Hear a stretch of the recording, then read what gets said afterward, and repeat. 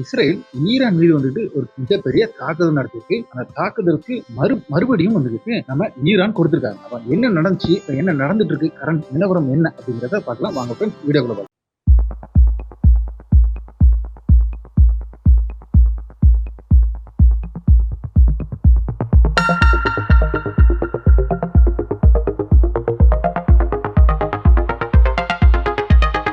Hi friends, welcome back to SJ Tamil Nadu செய்திகள் and நான் உங்கள் எஸ்ஜே. ஃப்ரெண்ட்ஸ், ஏற்கனவே இஸ்ரேல் வந்துகிட்டு நமக்கு கிட்டத்தட்ட இந்தியன் டைமுக்கு ஒரு 6 மணி பக்கத்துல 6:30 பக்கத்துல வந்துகிட்டு ஈரான் மேல வந்துட்டு ஒரு மிகப்பெரிய அட்டாக் நடத்திருக்கு. அது மிகப்பெரிய அட்டாக் தான், இல்லைங்கிறதெல்லாம் வந்துட்டு சொல்ல முடியாது. நம்ம வந்துட்டு சப்போர்ட் பண்றோம் அப்படிங்கிற, பாலஸ்தீன் சப்போர்ட் பண்றோம் அப்படிங்கிறத வந்துட்டு உண்மையை வந்துட்டு மறைச்சிருக்கணும். மிகப்பெரிய அட்டாக் தான், மிகப்பெரிய அட்டாக் நடத்திருக்காங்க. அட்டாக் நடத்திட்டு இவங்க எல்லாரும் போய்கிட்டு அண்டர் கிரவுண்ட்ல போய் ஒழிச்சாச்சு. இவங்களுக்கு ஈரானுக்கு வந்துட்டு மிகப்பெரிய அடி விழுந்திருக்கு. ஒரு எப்படியும் நைட்டா டின்னர் மறுநாளோ அப்படிதான் வந்துட்டு தாக்குவாங்க. ஆனா 6 மணி நேரம் கூட ஆகட்டும், அடி வாங்கி 6 மணி நேரம் கூட ஆகல 100 ட்ரோனை விட்டுருக்காங்க. 100 ட்ரோனை விட்டு திக்கு முக்க அடைச்சிருக்காப்ல இஸ்ரேல. சரி, அப்ப என்ன நடந்துச்சு, தாக்குதல் எப்படி தாக்குதல் நடந்துச்சு அப்படிங்கறத நம்ம பார்த்துக்கலாம். இவங்க சொல்ற மாதிரி இஸ்ரேல் சொல்லுது 200 ஃபிளைட் 300 அட்டாக் அப்படின்னா, தாக்குதல் நடத்தினது 8 இடத்துல. கணக்கு அங்கிருந்து கரெக்ட் கிளியரா வெளியில விட்டுட்டாப்ல. இல்ல, தாக்குதல் நடத்தினது 8 இடத்துல இல்ல ஃப்ரெண்ட்ஸ், 6 இடத்துல தாக்குதல் நடத்தது. 6 இடத்துல அல்ஜித்ரா சொல்றது 6 இடத்துல தாக்குதல் நடத்திருக்கு. கிட்டத்தட்ட 52 அட்டாக் நடந்திருக்கு. இந்த 52 அட்டாக் நடத்துறதுக்கு ஏக்கிட்ட 200 ஃபிளைட். என்னடா பண்றீங்க, விளக்கு முடிக்க போனீங்களா நீங்களா? கேட்கிறேன், ஏன் ஏன்னா எல்லாம் சொல்றீங்க, போய் சொல்ற அளவே இல்லையடா, பார்த்து சொல்லுங்கடா. மோதியோட கூடுதலா சொல்லாதீங்கடா. எங்க இதுல வந்துட்டு மோடி பிஜேபி தான் வந்துட்டு ஏகப்பட்ட போய் சொல்றது. நீ அவனே தூக்கி சாப்பிடுறீங்க போல தெரியுது. அப்போ 52 அட்டாக். இந்த 52 அட்டாக் எத்தனை ஃபிளைட் யூஸ் பண்ணிருப்பாங்க அப்படிங்கறது நீங்களே வந்து இது தெரிஞ்சுக்கலாம். ஏன்னா ஒரு ஃபிளைட்ல வந்துட்டு கிட்டத்தட்ட அப்படின்னு சொல்லிட்டு நம்ம இந்தியாவில இருக்க ரஃபேல வந்துகிட்டு 4 to 6 பாம்பு வந்துகிட்டு கொண்டு போறோம். அப்போ 4 வார்ஹெட்டை கொண்டு போனாலே இவருக்கு எத்தனை தேவைப்பட்டிருக்கும். அப்போ உண்மை அப்படின்னு சொல்லிட்டு பாத்தீங்கன்னா இது கம்மியான ஃபிளைட் தான். இவங்க என்ன செஞ்சிருக்காங்க அப்படின்னு சொல்லிட்டு பார்த்தாங்கன்னா, இஸ்ரேல்ல இருந்து ஃபிளைட் வரவே இல்லை. ஃபிளைட் எங்க இருந்து வந்திருக்கு அப்படின்னு சொல்லிட்டு பார்த்தாங்கன்னா இஸ்ரேல்ல இருந்து தான். ஆனா நேற்று இஸ்ரேல்ல இருந்து வரல, ஏற்கனவே இஸ்ரேல்ல இருந்து ஃபிளைட் F-15 F-35 எல்லாம் லோடடா 4 நாளைக்கு முன்னாடியே வந்து ஈராக்ல வந்துகிட்டு இறங்கிட்டு, ஈராக்ல அமெரிக்காவோட பேஸ்ல வந்து தர இறக்கி நிறுத்தி வச்சிருந்திருக்காங்க. அங்க ஃபுல்லி லோடட் வெப்பன் மட்டும் இல்ல, ஃபியூயலும் லோட் பண்ணிட்டு கரெக்டா டைம் அண்ட் சிக்னல் கிடைக்கிறக்க காத்திருந்திருக்காங்க. டைம் அண்ட் சிக்னல் கிடைச்சிருக்கப்போ நேற்று அதில் இன்னைக்கு காலையில விடிய காலையில வந்து தாக்குதல் நடத்திருக்காங்க. ஈரான் தாக்குதல் நடத்தின டைம் வந்துகிட்டு பாத்தீங்கன்னா ஈரான் டைமுக்கு 3:50, நம்ம டைமுக்கு கிட்டத்தட்ட 6:30 இருக்கும் நம்ம நினைக்கிறேன், கணக்கு பண்ண. அப்போ அங்க இருந்தா இப்படிதான் இந்த ஆபரேஷனை செஞ்சிருக்காப்ல. இல்லாம நைட்டே வந்துகிட்டு அவன் வந்துட்டு அங்க இருந்து பிளைட் எடுத்துட்டு இங்க வரவே இல்லை. ஏன்னா பிளைட் எடுத்துட்டு அவன் அங்க இருந்து வர்றானா இவன் வந்து ரேடாருக்கு தெரிஞ்சு போகும். வந்தது ஈராக்ல ஏற்கனவே கொண்டு வந்து வச்சுதான் இது செஞ்சிருக்காரு. ஓகே, இது ஃபர்ஸ்ட். இது அடி நடந்துச்சு, முடிஞ்சாச்சு. அடுத்தது என்ன அப்படின்னு சொல்லி பார்க்கும்போது, கொல்லப்பட்டது அப்படின்னு சொல்லிட்டு பாத்தீங்கன்னா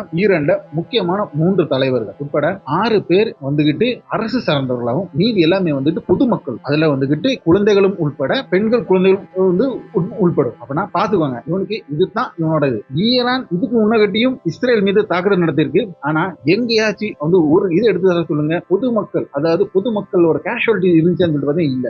கரெக்டா டார்கெட் பேஸ் பண்ணி கரெக்டா ப்ரெஷியஸ் அடிச்சது எல்லாமே வந்துகிட்டு அங்க உள்ள ராணுவத்தை தான், ராணுவ பேஸை தான் அடிப்பாங்க. அதுதான் நடந்திருக்கு. ஆனா இப்ப இப்படி அடிக்க போறான்னு சொல்ல முடியாது. ஏன்னா இப்ப கடும் கோபத்துல இருக்காப்ல ஈரான். உடனே என்ன செஞ்சிட்டாப்ல, ஒரு 100 ட்ரோனை விட்டுட்டு நான் வர்றேன்னு சொல்லுடா அப்படிங்கிற மாதிரி ஒரு அறிவிப்பு தர்ற மாதிரி ஒரு 100 ட்ரோனை விட்டுருக்காப்ல. நீ அடுத்த அடி எப்போ, இன்னைக்கு ராத்திரியா இல்ல 2 நாள் கழிச்சா அப்படிங்கிறது மட்டும்தான் இப்போ மண்டே பிச்சுட்டு இருக்காப்ல இஸ்ரேல். நீ எப்ப அடுத்து நடக்கணும், கிட்டத்தட்ட 2 வாரத்துக்கு இஸ்ரேல் வந்துகிட்டு தடை வச்சிருக்காப்ல. அதாவது கர்ஃபியூ, இவன் யாருமே வந்துட்டு வெளியே வரக்கூடாது, அர்ஜென்ட் இருந்தா மட்டும்தான் வெளியில வரணும், அத்தியாவசியத்துக்கு மட்டும்தான் வெளியில வரணும் அப்படிங்கிற ஒரு கண்டிஷன். எல்லாருமே பங்கர் கீழே போயிடணும். ஸ்கூல் அண்ட் காலேஜஸ் எதுவுமே நடக்காது, ஆபீசஸ் எதுவுமே கிடையாது, எல்லாமே 2 வாரத்துக்கு போட்டிருக்காப்ல. அடி வாங்கினவன் ஈரான், அவன் வெளியில நடந்துட்டு இருக்கான், அடிச்சவன் போய் பயந்து ஒளிஞ்சு உட்கார்ந்து இருக்கான். இதுதான் இஸ்ரேலோட வீரம். சரி, ரைட். இந்த கொல்லப்பட்ட 3 பேர் யாரெல்லாம் அப்படின்னு சொல்லிட்டு பாத்தீங்கன்னா, முகமது பஹாரி, அது ஆர்ம்டு போர்ஸோட சீஃப். அடுத்து வந்துட்டு ஹுசைன் சலாமி, அது IRGC உள்ள சீஃப். அடுத்தது குலாம் நபி ரஷீத், இவரும் IRGC உள்ள ஒரு பெரிய போஸ்ட் உள்ள ஒரு தலைவர். இவங்க 3 பேர் வந்துகிட்டு IRGC ராணுவ சம்பந்தப்பட்ட ஆட்கள். ஓகேவா? இது போக 2 சயின்டிஸ்டும் ஒரு அசிஸ்டன்டும் கொல்லப்பட்டிருக்காங்க. கிட்டத்தட்ட இந்த கணக்கு சொல்லும்போது 6 பேர் படுகொலை செய்யப்பட்டிருக்காங்க.